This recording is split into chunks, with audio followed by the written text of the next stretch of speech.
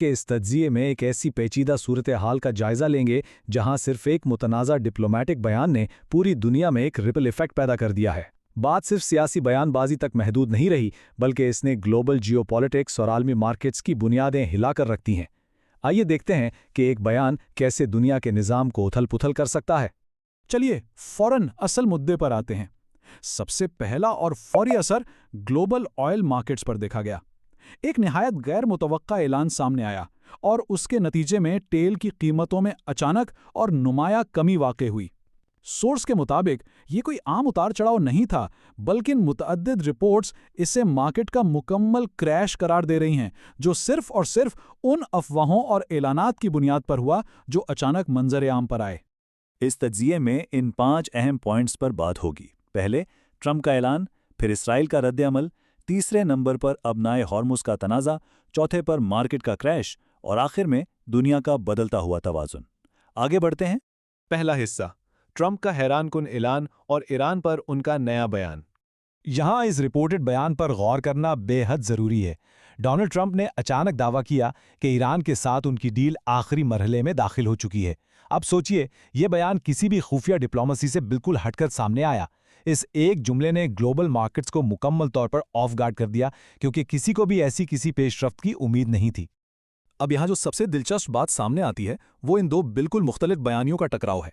एक तरफ global media लगातार रिपोर्ट कर रहा है कि डील फाइनल हो चुकी है और मामला तय पा गए हैं, लेकिन दूसरी तरफ ईरान का मौक़िफ़ बिल्कुल इसके उलट है। सोर्स के मुताबिक ईरान ने ऐसी किसी भी डील से सख्ती से इनकार किया है और पीछे हटने के किसी भी इम्कान को रद्द कर दिया है। ये खुला तजाद जाहिर करता है कि आलमी सतह पर इस वक्त कितनी कन्फ्यूजन मौजूद है। अब आते हैं दूसरे हिस्से की तरफ, इजराइल का शदीद रद्द-ए-अमल और उसकी वार्निंग। सोर्स में इस बात का बड़ा वाज़ेह जिक्र मौजूद है कि इजरायली प्राइम मिनिस्टर नेतन्याहू ने डोनाल्ड ट्रंप को एक इंतहाई लंबी और सख्त फ़ोन कॉल की। इसे तज्जिया का longest and toughest phone call करार दे रहे हैं। दावा यह किया गया है कि इस कॉल में वाज़ेह धमकी दी गई कि अगर मिलिट्री एक्शन दोबारा शुरू ना हुआ तो इसके नतीजे भुगतने पड़ेंगे। यहाँ सियासी तजादात बिल्कुल खुलकर सामने आते हैं। सोर्स इशारा करता है कि प्राइवेट तौर पर यानी खुफिया गुफ्तगू में इजराइल को बाकायदा यकीन दहानी करवाई गई कि हमले दोबारा शुरू होंगे, लेकिन आवाम और मीडिया के सामने जो तस्वुर दिया गया वो बिल्कुल मुख्तलिफ था, जैसे शायद जंग ख़त्म हो सकती है। ये पब्लिक स्टेटमेंट्स और प्राइवेट एश्योरेंसेस का फ़र्क इस पूरे मामले को मज़ीद उलझा देता है। इस सब कश्मकश में ईरान का अपना नज़रिया भी इंतहाई अहम है। रिपोर्ट्स के मुताबिक ईरान का कहना है कि उन्होंने इस वक्फे का भरपूर फ़ायदा उठाया और अपनी मिलिट्री कैपेबिलिटीज़ को बेतहाशा बढ़ा लिया है। उनका दावा है कि उन्होंने इतनी ताकत जमा कर ली है कि अब दुनिया हैरान रह जाएगी। यानी ये वक्फा अमन के लिए नहीं, बल्कि मज़ीद तैयारी के लिए इस्तेमाल किया गया। तीसरा हिस्सा, तनाव का असल मरकज़ यानी अबनाए हुर्मुज़ का तनाज़ा। यहाँ एक बेहद अहम डिप्लोमेटिक कोशिश सामने आई। सऊदी अरब के फॉरेन मिनिस्टर फैसल बिन फरहान ने बाकायदा दरख्वास्त की कि अबनाए हुर्मुज़ को जंग से पहले वाली हालात में वापस लाया जाए ताकि टेंशन कम हो, लेकिन तज्जिए के मुताबिक ईरान ने इस दरख्वास्त को फौरी तौर पर मुसरत कर दिया। बिल्कुल साफ इनकार। और अभी रास्तों के कंट्रोल और फीस के हवाले से ये पॉइंट बेहतरीन अंदाज में समझाता है कि असल बहस क्या है। सुएज कैनाल को देखें, जिस पर इजिप्ट का कंट्रोल है, वहां से गुजरने की फीस दी जाती है। पनामा कैनाल में भी पैसेज फीस चार्ज होती है। लेकिन जब बात अबनाए हुर्मुज़ की आती है, जहां ईरान कंट्रोल का दावा करता है और पेमेंट डिमांड करता है, तो उस पर आलमी सतह पर शदीद एतराज़ात उठाए जाते हैं। इस पर ईरान का मौक़िफ़ बिल्कुल वाज़ेह और बग़ैर किसी लचक के है। वो अपने हॉर्मुज़ को अपना सॉवरन वाटर यानी अपनी खुद मुख्तार आबी हुदूद मानते हैं। उनका कहना है कि माजी में जो मुफ्त गुजरने की इजाज़त थी वो सिर्फ उनकी मेहमान नवाजी थी। अब उन्हें बाकायदा पेमेंट चाहिए। और अपनी इस बात की संगीनी साबित करने के लिए रिपोर्ट्स बताती हैं कि उन्होंने एक ड्रोन और एक शिप को भी तबाह किया। चौथा हिस्सा, डिप्लोमेटिक तनाव से निकलकर आलमी मार्केट और करेंसी के क्रैश पर आते हैं। ये एक इंतहाई संगीन दावा है जो सोर्स ने सामने रखा है। कहा जा रहा है कि यूरोप, इंडिया, साउथ कोरिया और जापान जैसे अहम ममालिक को जानबूझकर माशी सजा दी जा रही है। दावा यह है कि इन आलमी मार्केट्स को इसलिए क्रैश होने दिया जा रहा है क्योंकि इन ममालिक ने अपने हॉर्मुज़ की हिफाजत के लिए अपनी फौजें भेजने से साफ इनकार कर दिया था। ये अपने आप में एक बहुत बड़ा क्लेम है। इस सब का अमली और फौरी असर क्या हो रहा है?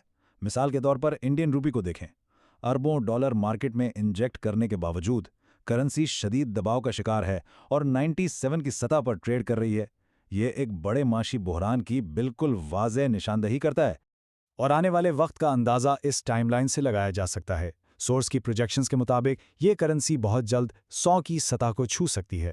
اگلے مرحلہ میں اس کے 110 سے 120 تک جانے کا امکان بتایا گیا ہے، اور پیک کرائسس یعنی شدید ترین بحران میں اس کے 150 تک گرنے کی پیشگوئی کی گئی ہے۔ ساتھ ہی یہ دعویٰ بھی ہے کہ اب واپس 80 کی سطح پر جانا کسی بھی صورت ممکن نہیں رہا۔ پانچواں اور آخری حصہ، بدلتا ہوا عالمی توازن اور نئے اتحادی، جہاں جیو پولیٹکس کا ایک بالکل نیا نقشہ سامنے آ رہا ہے۔ روایتی طور پر امریکہ کے قریبی اتحادی سمجھے جانے والے گلف کنٹریز یعنی خلیجی ممالک اب اپنا سپورٹ پیچھے کھینچ رہے ہیں، جبکہ دوسری جانب دنیا کی بڑی طاقتیں جیسے چائنا اور رشیا کھل کر ایران کی حمایت میں سامنے آ گئی ہیں۔ یہ بیلنس آف پاور کا ایک بہت بڑا شفٹ ہے۔ اس سب کے بیچ رشیا کے حوالے سے ایک انتہائی اہم تجزیہ سامنے آیا ہے۔ کہا جا رہا ہے کہ مڈل ایسٹ میں ہونے والی اس عالمی ڈسٹریکشن کا پورا فائدہ رشیا خاموشی سے اٹھا رہا ہے۔ جب پوری دنیا کی توجہ یہاں بٹی ہوئی ہے، رشیا یوکرین کی جانب سے ہونے والے حملوں کا شدید ترین بدلہ لینے میں مصروف ہے۔ یہ اس گلوبل کرائسس کا ایک اور خوفناک پہلو ہے۔ تو آخر میں سوال یہ پیدا ہوتا ہے، جب عالمی اتحاد اتنی تیزی سے تبدیل ہو رہے ہوں اور مارکیٹس کریش کر رہی ہوں، تو یہ غیر یقینی منظرنامہ مستقبل میں عالمی طاقت کے توازن کے لیے کیا معنی رکھتا ہے؟ یہ ایک ایسا سوال ہے جو دنیا کی اس نئی حقیقت کو سمجھنے اور آنے والے اثرات پر غور کرنے پر مجبور کر دیتا ہے۔ آج کے اس جائزے میں